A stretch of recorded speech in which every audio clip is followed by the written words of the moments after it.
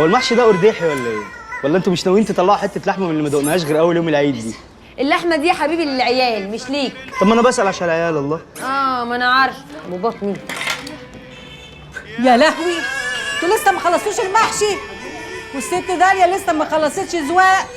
هي زينا ده قدامها ساعه كوافير. مستر يونس قال محدش ياخد البونص بتاعت الشهر الجديد غير لما يكمل التارجت بتاعه بتاع الشهر ده. وطي البتاع ده يا سوف توطيه.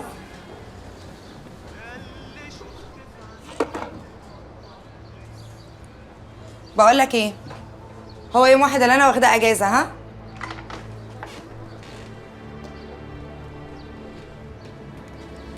لا انا معاك. بقول لك ايه يا ناجي، انت كده بتعك. استنى لما اجي وانا هحل المشاكل دي كلها. يلا سلام.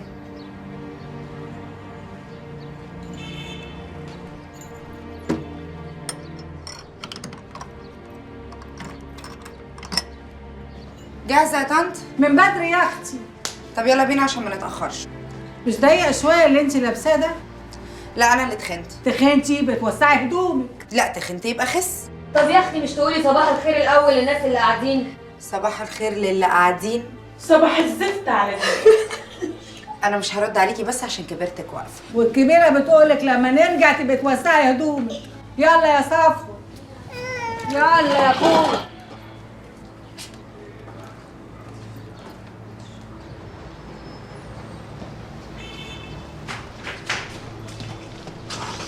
استني يا طنط، عنك الشنطه. لا الشنطه دي اللي فيها انا هشيلها لحد هاني بنفسي.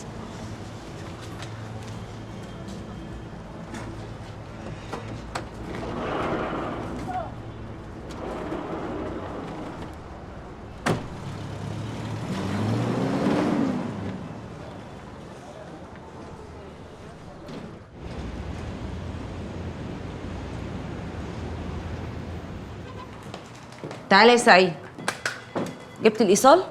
لا ما رضوش ياخدوا الورق. ما رضيوش ياخدوا الورق ازاي؟ ده تجديد بطاقه وانا متاكده ان الورق كامل. قالوا لي لازم حضرتك تروح السجل بنفسك عشان في مشكله كده. مشكله ايه؟ حضرتك عليك حكم غياب بسنه سجن.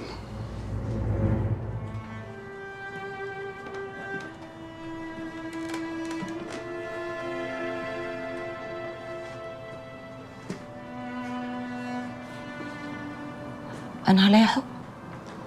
ده اللي قاله لي، ما ينفعش تخلصي اي اجراءات رسميه غير ما تشوفي حل القصه دي.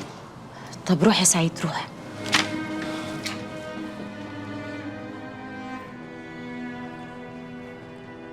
ايوه يا باشمهندس وائل، انا الدكتوره حنان ممدوح. ايوه بتاعت حنان سنتر. الحمد لله. بقول لك ايه، هو انتوا رفعتوا عليها قضيه؟ تعتقد ازاي؟ طب انتوا ما كلمتونيش ليه؟ اجراءات؟ طب ما احنا اخر مره متفقين على مواعيد للسداد، وانا عشان ما التزمتش يتعمل فيا كده؟ هتسجن؟ طب ما انتوا لما تسجنوني هتاخدوا ايه؟